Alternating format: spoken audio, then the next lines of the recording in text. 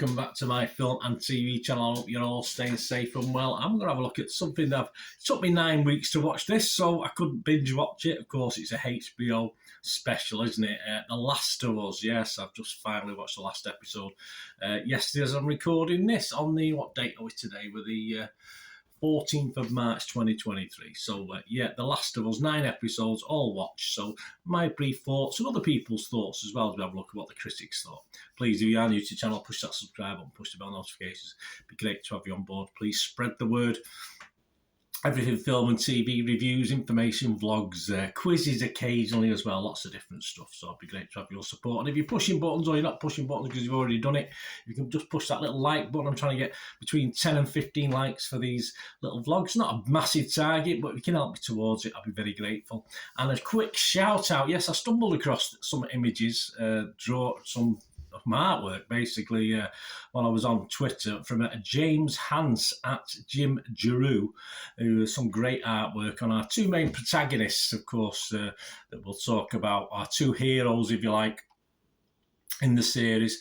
And please give him a follow, check it out. He's got some artwork which should be up on his site, so check him out, give him a follow and check out all his stuff. Some great stuff, and obviously I'll show a couple of images on the screen as we're talking through this review. So yes, James Hans, fantastic stuff, James. Really like those that artwork at Jim Giroux.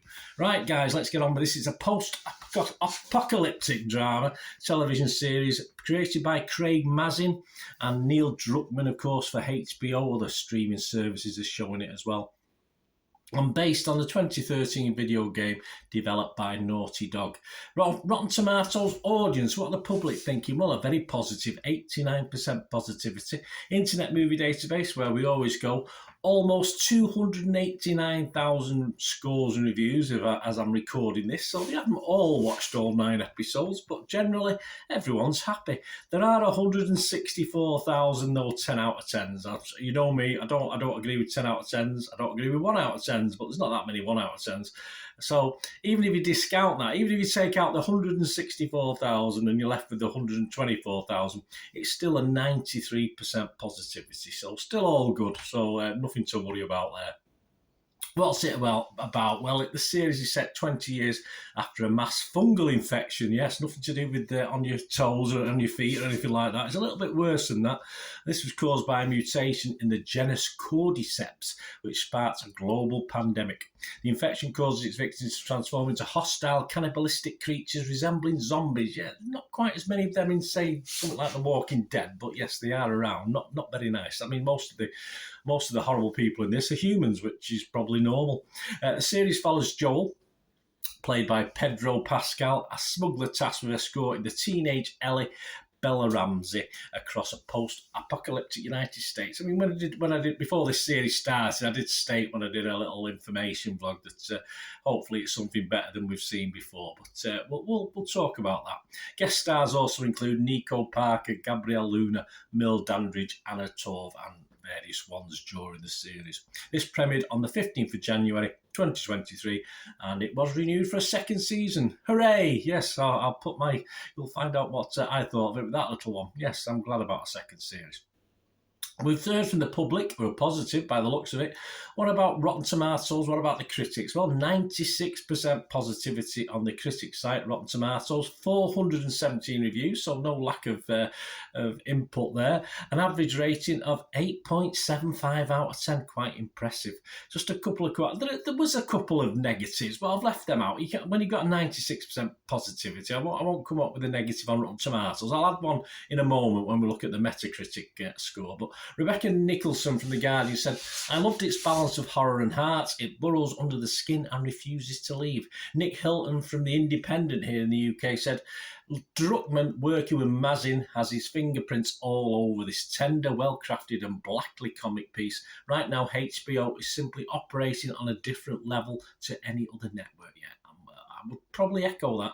And the consensus of the website, retaining the most addictive aspects of its beloved source material while digging deeper into the story, The Last of Us is binge-worthy TV that ranks among the all-time greatest video game adaptations. There you go, brave words. Binge-worthy TV, yes, it is binge-worthy TV. It's a shame you can only watch one a week, but you know me, I like to binge watch, but I've had to wait very patiently. Metacritic, the other site we'll look at, yes, 84 out of 100. 84 out of 100 based on 42 reviews, so that's pretty good. 41 positive and just one mixed and no negative. So I don't know who said mixed. It was mixed. I think it's Mr. Pat Brown from Slant magazine or website.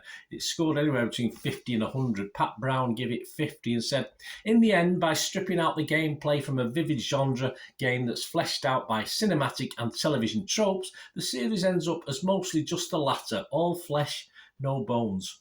Okay, so Pat, though, is in a very small minority, I must admit. CNN's Brian Lowry was a bit more positive. He gave this around 80 out of 100. He said, the spotty track record of video game adaptations and glut of apocalyptic zombie dramas receive a welcome boost from The Last of Us, which proves there's room for much of each as long as this is good. True. A road series with midi dramas baked into the episodes, the HBO show quickly proves itself worthy of the hype and anticipation by delivering a fully realised series graced with flesh and blood characters. There you go, you see, totally opposite to our friend over at Slant, Pat Brown there, with the all flesh, no bones. He said it's obviously with flesh and blood characters. It's funny our opinions differ, isn't it? It's very strange. Right, my thoughts, guys. I am going to give this, not as perhaps as high as some people are giving it. I'm going to give this a very, very healthy, excellent 7.5 out of 10. You know I'm pretty mean anyway, so I nearly went to 8, but I thought, no, I'm going to give it 7.5 out of 10. Some of the episodes not quite as good, but that's what you expect in a series like this. It's going to have its ups and downs. It's going to have some great episodes. And I think the final episode, I was just a little bit disappointed in the final episode. Sometimes you can have a rubbish series and the final episode gets you all G'd up for another series because it just packs everything into it. This not so much. There's plenty going on, but I just don't think it was the final climactic episode I was perhaps hoping for in a way. But hey, we can work on that because we've got a series 2 coming up. Someone said it's one of the best game adaptations. That's what the consensus said. Of course, that I quoted you before. Either film or series. Well, I've never played the game, so I can't say too much. But there's certainly nothing wrong with this, and many think so. So I'll have to go along with the people who have played the game and watched the film. Obviously, you think of I think the last big game I played was Resident Evil many moons ago.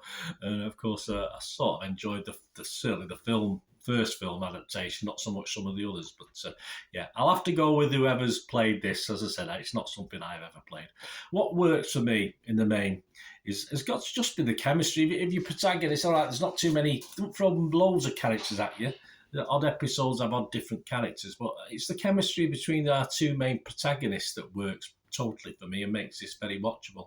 There's nothing groundbreaking in the storytelling and the occasional subplots and introduction of new characters that both interact and don't interact with our two heroes. It just works in a way like Walking Dead did. You have to make those comparisons. It just works in the same way.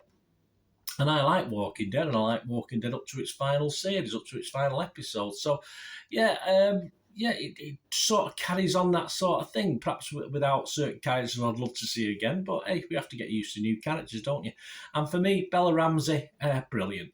I mean, she totally makes this work for me. She's not, I was going to say, me and young actors, but she's not really a young actor anymore. She's 20 this year, but she does get away with this supposedly younger role because of her features, of course. And she's, all credit to her as an adult or as a child actor. She puts in a great performance that, although annoying at first for me, she did grind me gears a little bit at the start. I thoroughly got into it as the series went on, and I wanted her to do all right. I sort of stuck up for her. So my initial thoughts of this uptight, arrogant little girl changed as the series went on. I think that's how it should be.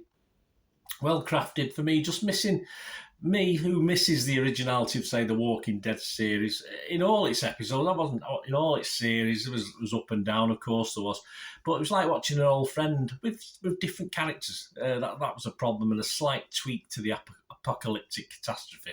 Yeah, wouldn't have minded a few more nasty creatures rather than nasty human beings, but hey, that's how it is. But yeah, I'm happy. Series 2, more of the same. I'm happy with that. So great, enjoyed it. Let me know what you think, guys. It'd be great to hear from you. Until we meet again, that's one thing, don't I? Please stay safe, everyone. Don't forget to give James a watch as well. That artwork, the two main protagonists has been showing some. Say he's got some. He'll have some specials up on his site, so check that out as well. Thanks for watching, guys. Until we meet again, and that's one thing, don't I? Please stay safe, everyone. Watch them plants; they're very dangerous. Please stay safe, everyone. Bye for now.